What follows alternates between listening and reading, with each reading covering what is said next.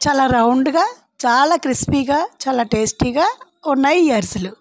అరిసెలు వేయడం ఏమీ అంత ఈజీ కాదు అనుకుంటున్నారా? కానీ ఇలా చేస్తే చాలా ఈజీగా చేయొచ్చు. ఎలా అంటారా? ముందు బియ్యం చక్కగా తెల్లగా కడుక్కోవాలి. 2 రోజులు నానబెట్టుకొని మూడో రోజు కడిగేసుకొని ఇలా ఆరనిచ్చుకొని మెత్తగా తడిగా పిండి రెడీ చేసుకోవాలి.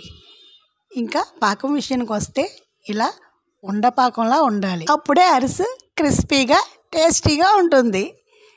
పాకం రెడీ అయిన తర్వాత పాకంలో కొంచెం నెయ్యి, అలాగే పిండి రెడీ అయిన తర్వాత పిండిలో పైన కొంచెం ఆయిల్ వేస్తే గట్టి పడకుండా బాగుంటుంది.